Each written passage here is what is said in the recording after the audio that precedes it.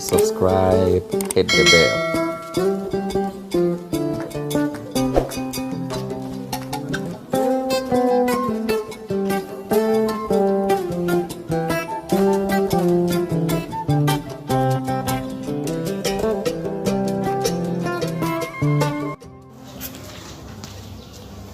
Ananse in the Land of Idiots by Yao Asari.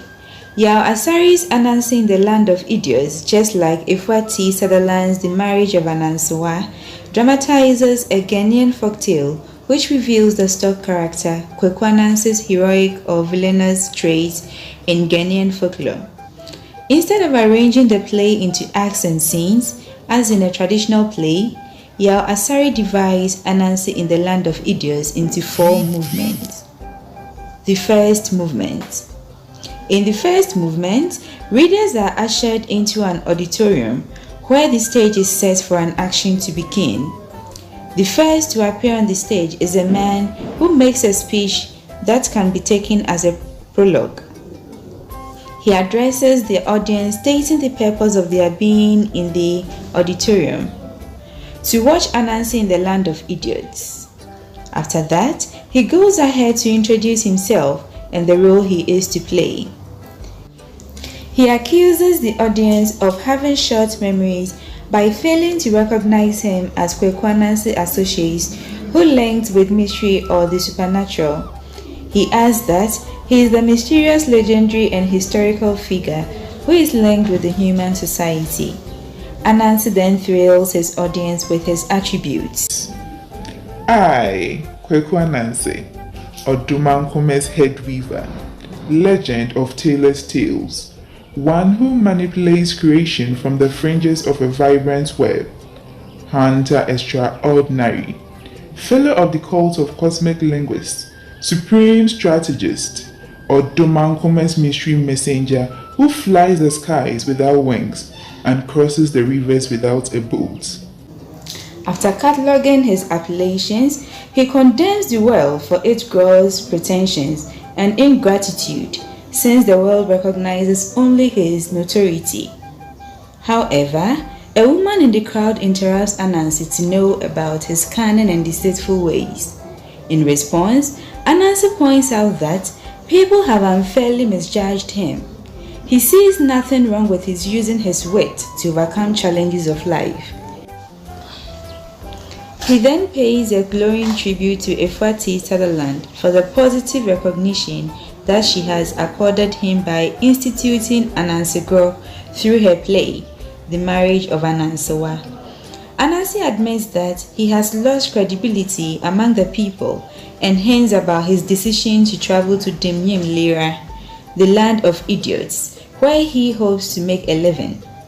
As he travels, his luggage consists of a small bundle and 3 girls, one containing Annie, the second one a hard sticking tree gown, and the third one perforated at the bottom. He invites his audience to join him to the Land of Idiots to observe things with their eyes and not with their itchy bodies and okra mouths. After Ananse's introductory comments, the actual play follows. The setting is the outskirts of Demyim Lira in the morning. A procession of 7 maidens, led by the priestess of Kompi, holding a fly whisk, her 3 acolytes. One of them holding a calabash of water and 4 drummers behind appears. One of the 7 maidens carries a bowl of mashed yam in oil, decorated with 7 boiled and deshelled eggs, symbolizing the 7 maidens.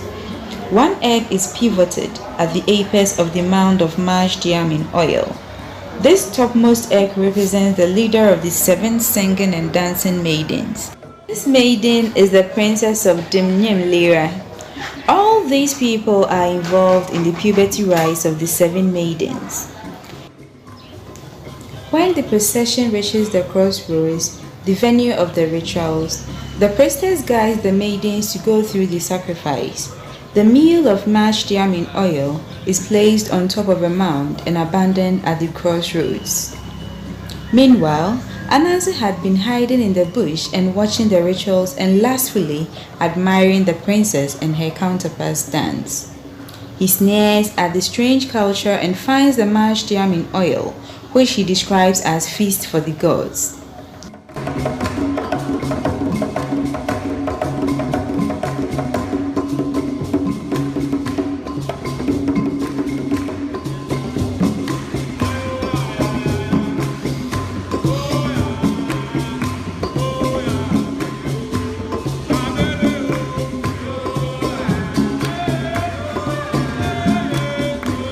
Having traveled long distance without food, he is so famished that he prays to the gods of the land to allow him to eat the meal. Ananse then takes his turn to enjoy the meal before the gods. Ananse knows the food can be a bait to kill a monster or perhaps as his welcome meal from the gods. As Ananse enjoys the meal, Apala, one of King Dose's royal guards, chances on him and apprehends him. Hey, Isaka, what are you doing? Are you eating the food prepared for the gods? No, please. I am a hungry stranger. I was just taking a bite.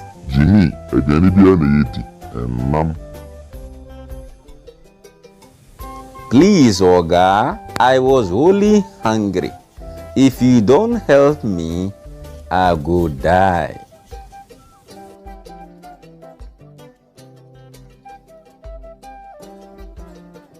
Apala makes him carry the bowl of mashed yam in oil as they head for the palace. Jimmy, Fatonoswa, we are going straight to the palace.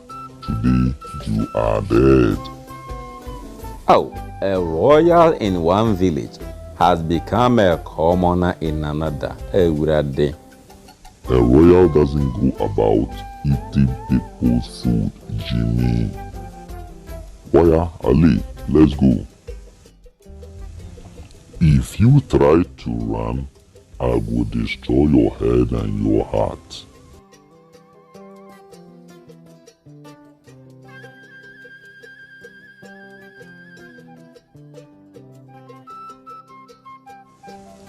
Ago nana, mache kronfo, mache no.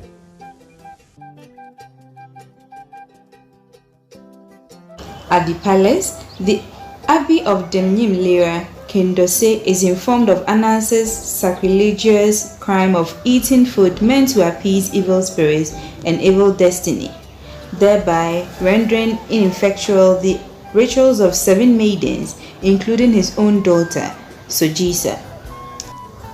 The king praises Apala for his efforts and promises to honor him during the next festival of valor. Ananse's crime seems strange to both King Dose and the Old One, making them wonder whether Ananse is a human being, a deity, or a ghost. Ananse is quick to say that he is a human being. He chants all his appellations. The Old One claims some knowledge of Ananse, who once visited the land in the past, but he cannot tell whether it is the same Ananse. The king has to invite the priestess to handle Ananse's sacrilege. The priestess of Kompi comes and divines that Ananse has ruined the sacrifice and that he must die. Ananse pleads for mercy, but his plea is refused because the priestess' directive cannot be changed. The king then orders his guards to hand him over to the executioners, for them to kill him and spill his blood over the sacrifice. He also directs that Ananse be made to eat all the meal before he is killed. Before leaving the palace, Ananse makes his last request to be allowed to weave the most beautiful kente ever for the king and his household as Odumankume's head weaver. When Ananse makes this seductive suggestion, King Dose gets attracted, but he is still doubtful about Ananse's genuineness. But when Ananse displays pieces of kente that he has woven, King Dose decides to give Ananse the chance to weave within 3 days clothes for his daughter, Sojisa, and her groom, Kotajiri, to buy his freedom. The clothes should have no match in splendor and dazzle everywhere, so they can wear them for the marriage ceremony. If Ananse fails to meet the time and specification, the priestess order to kill him will work. If he succeeds, he will be freed but banished from the land. To fulfill the conditions set for Ananse, he puts in 3 requests. 1. That he be given isolated spot somewhere in the forest to undertake his task. 2. That the princess and her peers come to dance and sing while he weaves. 3. That a certified idiot be made his messenger to run errands between his secret workplace and the palace. The king grants all the 3 requests, even though they think Ananse does not deserve such courtesies. Ananse explains that the second request is part of his creative formula. To ensure that he does not run away, the king directs Akpala to watch over him. Before Ananse is taken to the forest, the king and the old one are attracted by 3 headbands in Ananse's possession. Ananse presents them as a gift for the 3, Kindose, the old one, and the priestess of Kumpi. She rejects hers in protest against Kindose and the old one, allowing Ananse to bribe them with gifts. The 3rd piece of headband is then presented to the queen, who happily accepts it. The king asks the maidens to prepare food for Ananse before he goes to the forest to weave. Ya veniti pa niti sa de bia menitia. Adan edi ehwan ko na yew. Aduane a aye obi dia so. Ugo fa di sa ye dan. Wa be se mo fra de kwa. Niti. Mo fa no nkro. Ne nimbi o de fem. De o chere. Ananse rejoins the audience to admit that he has narrowly escaped death. He is motivated to do the task because he has found life in Demnim Lera delighting. He pleads with the audience not to let his family know about his narrow escape.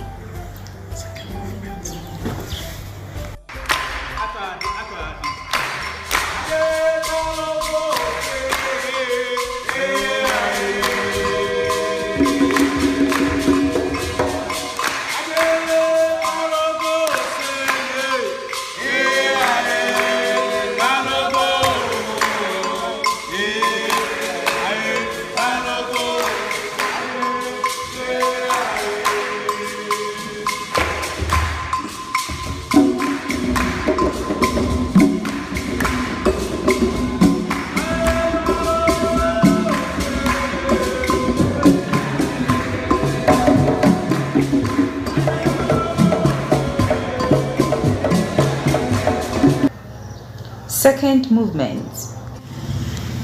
The second movement begins while Ananse is busily spinning and singing. Akpala, who is supposed to watch him, is deeply asleep, leaving his bow and arrow lying on his lap. Ananse makes fun of him because he can easily run away, particularly as Odudu, the idiot, is going to fight the maidens from the palace. But Ananse thinks he is enjoying life in Demnim Lera, so he will not risk escaping from the land. He then reveals his intention to earn a title like the personal advisor to the king to guarantee his stay and later settle by marrying 2 or 3 maidens. Ananse wakes Akpala from his sleep. He sleepily threatens Ananse, but Ananse reminds him of his duty. Akpala admits having slept due to watching overnight the previous day. He is amazed at Ananse's weaving and wonders whether it was done by mortal hands. As the 2 men dialogue, the singing of maidens is heard in the distance. Ananse becomes more inspired. The maidens led by Princess Sojisa arrive singing Ananse's praises. The singing, as usual, is led by Sojisa. He invites Sojisa to his craft shop to see the colorful kente that he has woven. Sojisa is pleased with Ananse's handiwork. Ananse assures the princess of better quality and urges the princess to inspire him with her dance. Ananse, Akpala, and Odudu are full of admiration for the princess. Ananse expresses satisfaction with the dance, but tells the princess that she still needs to pose in her favorable position for him to note them and also take her measurement to help him sew a fitting dress for her. Ananse then tells the princess to dismiss the dancers. She asks them to go to a nearby river to enjoy till he is done with her. Before Ananse carries out his plan, he instructs Odudu, the idiot, to use the guard and holes at the bottom to go and fetch water from the river. Ananse uses his palm and fingers to measure the length of the dress, after which he measures her hips, tickling her as he does so. Sojisa takes Ananse's instructions.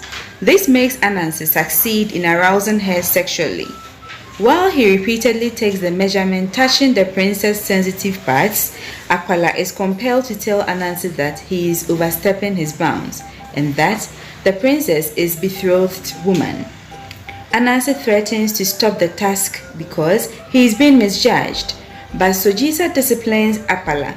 She orders him to lie prostrate till the exercise is over. Ananse then gets the opportunity to measure the princess' bosom.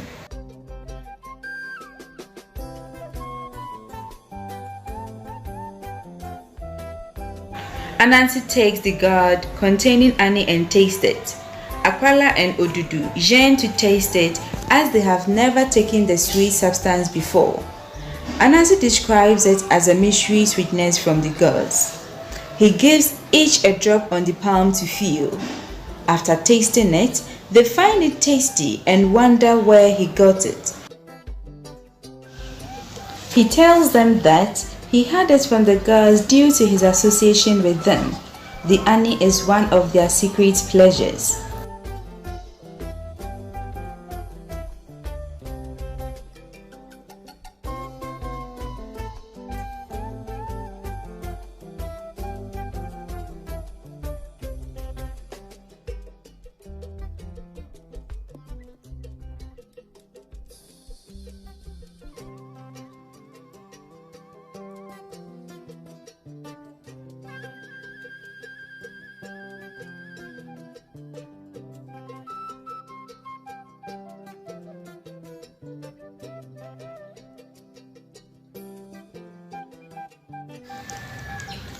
Third movement.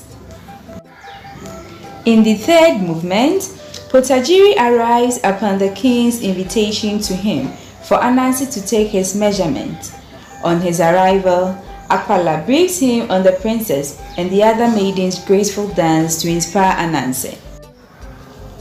Ananse informs him that he has done with the princess and the prince's measurement has to be taken for him to design his smock and togas. Ananse appeals to Potajiri to pose as he has planned with Akpala. Potajiri is bent on punishing Akpala later for his arrogance. He orders Akpala to hide in the bush. It is from his hideout that he will shoot his arrow and kill Potajiri. Potajiri poses for the measurement and begs Potajiri to allow him to go for charcoal to record the measurement. At that moment, Ananse moves away and whistles to signal to Akpala to shoot. Akpala shoots and Potajiri falls dead. Ananse examines him and realizes that he is already dead. Ananse removes Potajiri's cloth with which he will disguise as Potajiri. Ananse directs Akpala to call Odudu to help him bury Potajiri and report to the king that Ananse, instead of Potajiri, is dead. Both Ananse and Akpala are to meet at midnight under the silk cotton tree for Akpala to guide Ananse to rehearse the late Potajiri's role.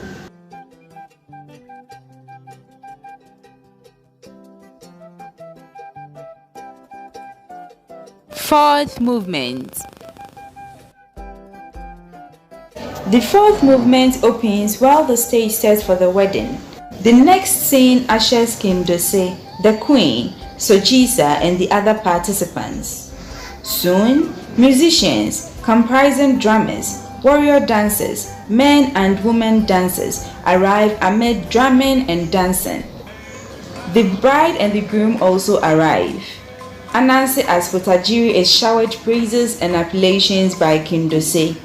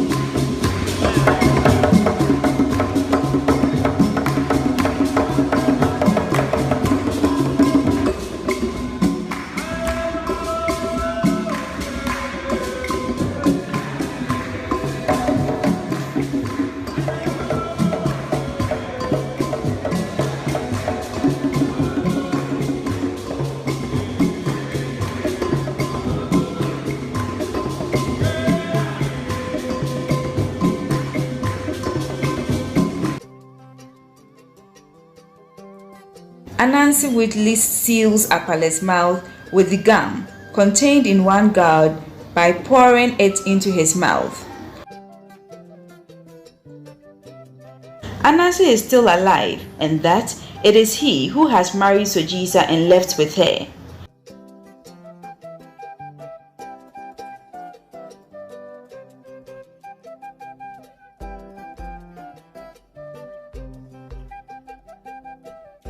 Odudu tells the king that Ananse is still alive and that it is he who has married Sojisa and left with her.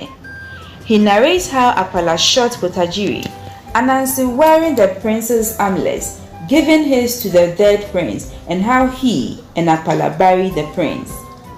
Kindose orders Mbasila to lead the royal archers and the warriors to follow Odudu to where, according to Odudu, Potajiri has been buried.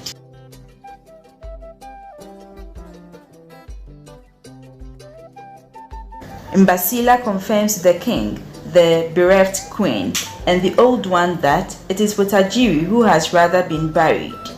It also confirms that he was shot with an arrow.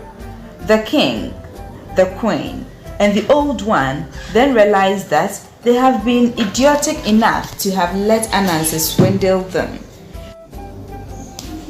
Kindose declares war against Ananse as his empire is under siege. Thanks for watching, and please subscribe, hit the bell for more. Thank you.